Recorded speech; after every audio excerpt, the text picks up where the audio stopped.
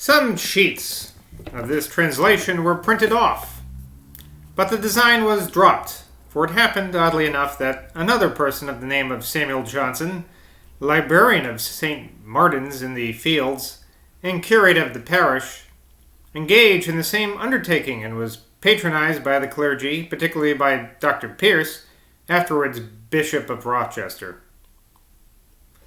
Several light skirmishes passed between the rival translators in the newspapers of the day, and the consequence was that they destroyed each other, for neither of them went on with the work.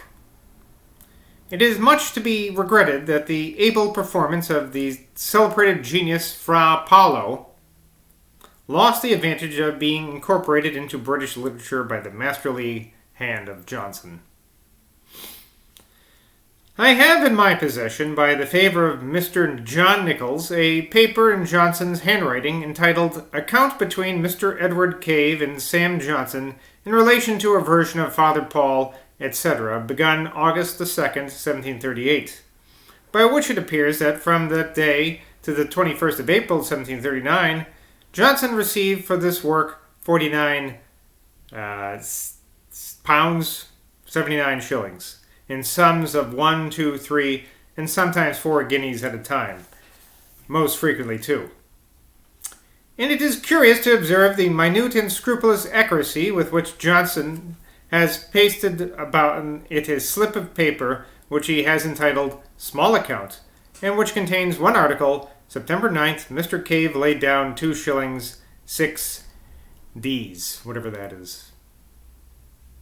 There is adjoined to this account a list of some subscribers to the work, partly in Johnson's handwriting, partly in that of another person, and there follows a leaf or two in which are written a number of characters which have the appearance of a shorthand which, perhaps, Johnson was then trying to learn. And now, another letter to Mr. Cave. To Mr. Cave. Sir, this is on Wednesday, Sir, I did not care to detain your servant while I wrote an answer to your letter, in which you seem to insinuate that I have promised more than I am ready to perform. If I have raised your expectations by anything that may have escaped my memory, I am sorry, and if you remind me of it, shall thank you for the favor. If I made fewer alterations than usual in the debates, it was only because they appeared, and still appear to be, less need of alteration.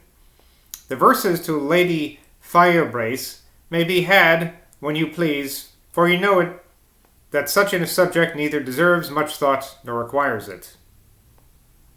These verses of Lady Firebrace afterwards appeared in the Gentleman magazine 1738 with this title, Verses to Lady Firebrace at Bury Azins. The Chinese stories may be had folded down when you please to send, in which I do not recollect that you desired any alterations to be made. Du Hal's description of China was then published by Mr. Cave in weekly numbers, where Johnson was to select pieces for the embellishment of the magazine. Anyway, back to the letter. In answer to another query I am very willing to write, and had consulted with you about it last night if there had been time, for I think it is the most proper way of inviting such a correspondence as may be an advantage to the paper, not to load upon it. As to the prize verses, backwardsness to determine their degree of merit is not peculiar to me. You may, if you please, still have what I can say, but I shall engage with little spirit in an affair which I shall hardly end to my own satisfaction, and certainly not to the satisfaction of the parties concerned. Footnote here. The premium of £40 proposed for the best poem of the divine attributes is here alluded to. Back to the letter. As to Father Paul, I have not yet been just to my proposal, but have met with impediments, which I hope are now at an end. And if you find the progress hereafter not such as you have a right to expect, You can easily simulate a negligent translator. You can easily stimulate a negligent translator. If any or all of these have contributed to your discontent, I will endeavor to remove it, and desire you to propose the question to which you wish for an answer. That's pretty bitchy, huh? I am, sir, your humble servant, Sam Johnson. I like that. I gotta remember that one. Yeah. And desire you to propose the question to which you wish for an answer. Oh! What's this? More letters. To Mr. Cave, sir. No date. Hey, we're on page 100 now. We're getting there. Sir, I am pretty much of your opinion that the commentary cannot be prosecuted with any appearance of success. For as the names of the authors concerned are of more weight in the performance than in its own intrinsic merit, the public will be soon satisfied with it. And I think the examined should be pushed forward with the utmost expedition. Thus, this day, and etc., an examen of Mr. Pope's essay, and etc., containing a succinct account of the philosophy of Mr. Leibniz on the system of the fatalists, with a confutation of their opinions and an illustration of the doctrine of free will, with what else you think proper. Footnote here. The compositions in Mr. Cave's printing office, who appear by this letter to have been waited for a copy. Not a particularly helpful footnote, is it? Back to the letter. It will, above all, be necessary to take notice that it is a thing distinct from the commentary. Maybe I should read the footnote and then decide whether or not it's worth sharing with you, because sometimes they're not useful. I was so far from imagining they stood still, not having dined, that I conceived them to have a good deal beforehand, and therefore was less anxious in providing them more. But if ever there stands still on my account, it must doubtless be charged to me. And whatever else shall be reasonable, I shall not oppose, but beg a suspense of judgment till morning, when I must entreat you to send me a dozen proposals, and you shall then have copies to spare. I am, sir, your impressnus,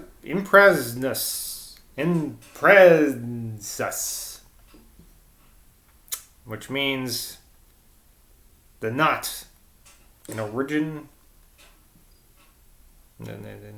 Oh, I fucked everything up.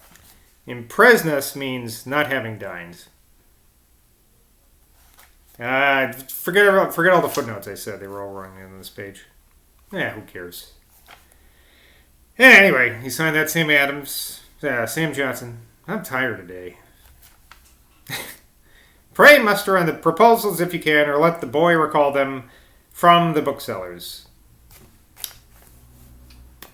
End of that letter.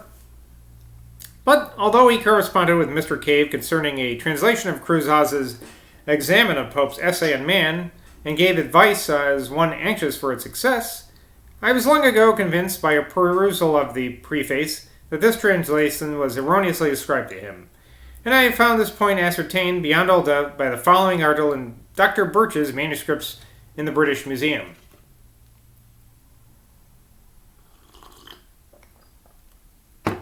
This looks like another little something.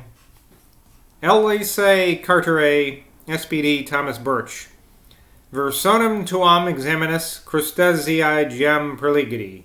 Summonum styli et elegantium, et in re difficilema propitium enratus. Debum November 27, 1738. Translated. I have now read your translation of Cruzaze's examen with admiration of the consummate elegance of your style and its fitness to a very difficult subject. Indeed, Mrs. Carter has lately acknowledged to Mr. Stewart that she was the retranslator of the examen. It is remarkable that Johnson's last quoted letter to Mr. Cave, finally, concludes with a fair confession that he had not had dinner, and it is no less remarkable that, though in the state of want himself, his benevolent heart was not insensible to the necessities of a humble labor in literature, as appears from the very next letter. Okay. Maybe this is the last letter to Mr. Cave. We can only hope so. To Mr. Cave. Dear Sir, you may remember I have formerly talked with you about a military dictionary. The eldest Mr. McBean, who was with Mr. Chambers, has very good materials for such a work, which I have seen and will do it at a very low rate. This book has been published, by the way, but it has not been found. I think the terms of war and navigation might be compromised with a good explanation in one H8 volume. Pica, which he is willing to do for 12 shillings a sheet, to be made up a guinea at the second impression. If you think of it, I will wait on you with him. I am, sir, your humble servant, Sam Johnson. Pray lend me topsail on animals. I must not omit to mention that this Mr. McBean was a native of Scotland, because Boswell is from Scotland. In the Gentleman's Magazine of this year, Johnson gave a life of Father Paul, as he wrote the preface to the volume, which, though prefixed to it when bound, is always published with the appendix, and is therefore the last composition belonging to it. The ability and nice adaptation with which he could draw up a prefectory address was one of his peculiar excellences. It appears, too, that he paid a friendly attention to Mrs. Elizabeth Carter, for in a letter from Mr. Cave to Dr. Birch, November 28th this year, 1739, I find Mr. Johnson advises Miss C. to undertake a translation of Boethius de Cons, because there is prose and verse, and to put her name to it when published. This advice was not followed, probably from an apprehension that his work was not sufficiently popular for an extensive sale. How well Johnson himself could have executed a translation of this philosophical poet, we may judge from the following specimen, which he gave in The Rambler, motto to number 7. And now I will read something in bad Latin again and give a translation.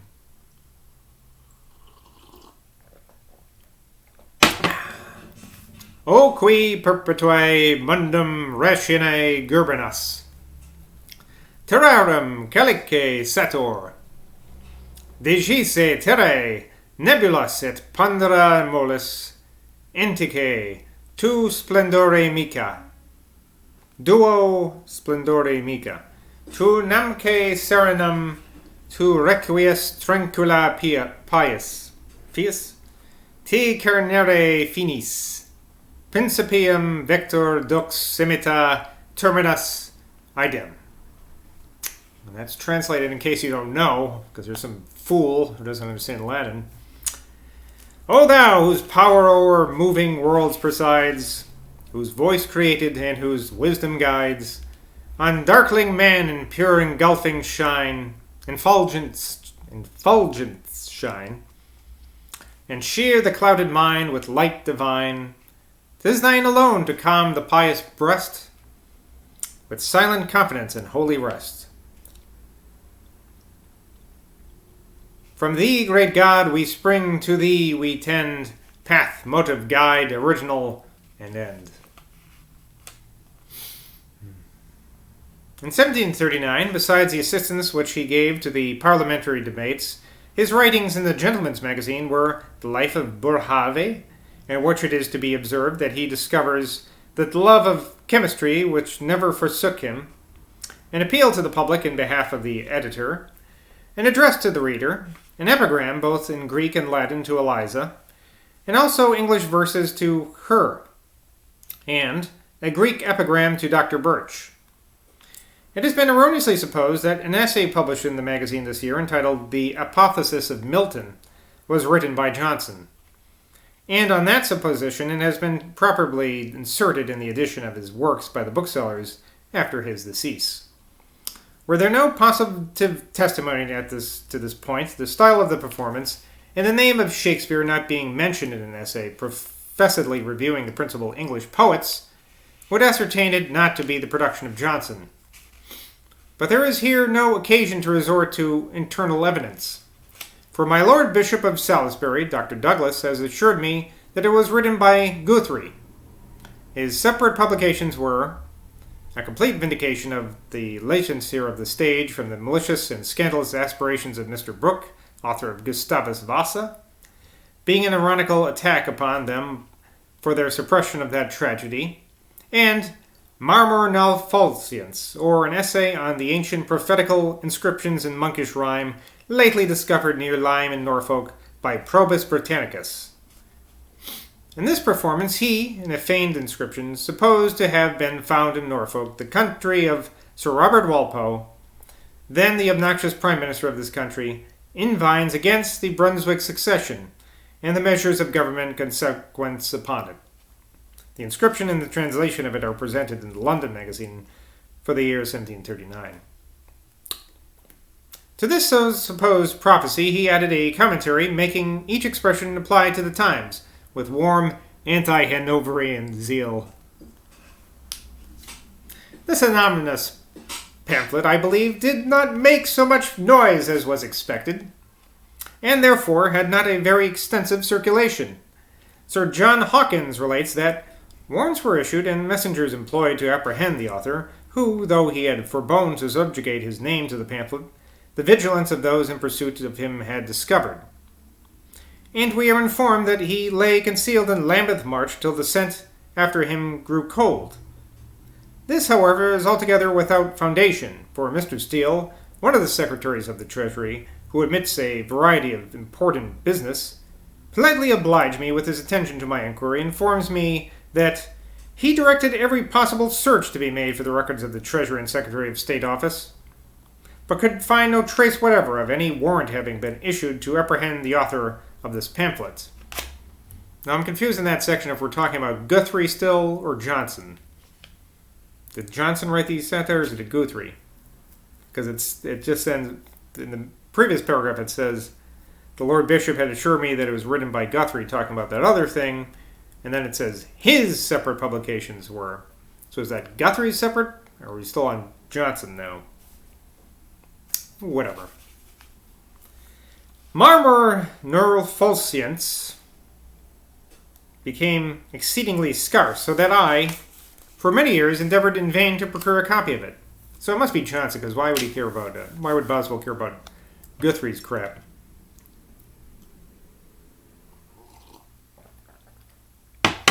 At last I was indebted to the malice of one of Johnson's numerous petty adversaries, who, in 1775, published a new edition of it, with notes in the dedication to Samuel Johnson, LL.D. by Tribunus, in which some puny scribbler invidiously attempted to found upon it a charge of inconsistency against its author, because he had accepted of a pension from his present magistracy and had written in support of the measures of government.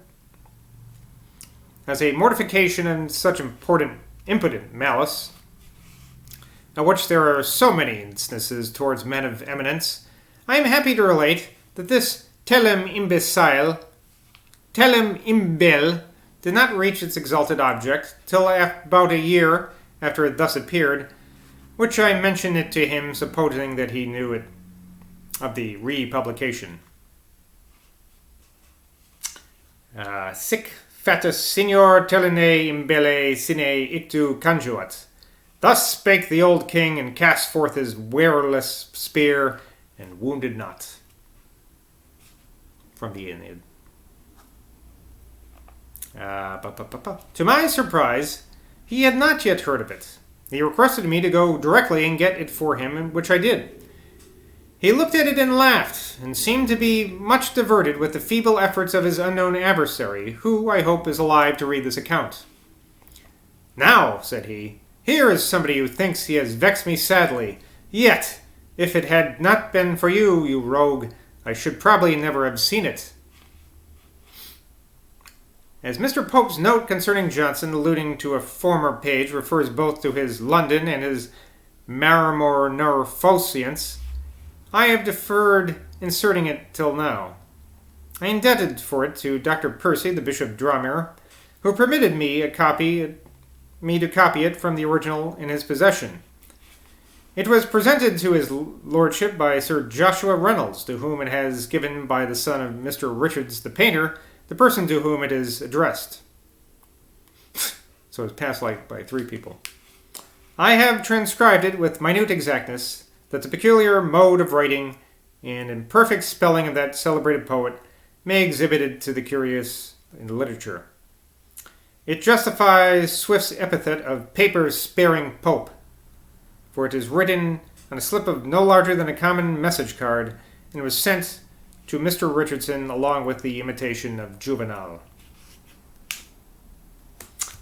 And I guess I'll stop at the end of that page. There we go. Bye from Boswell.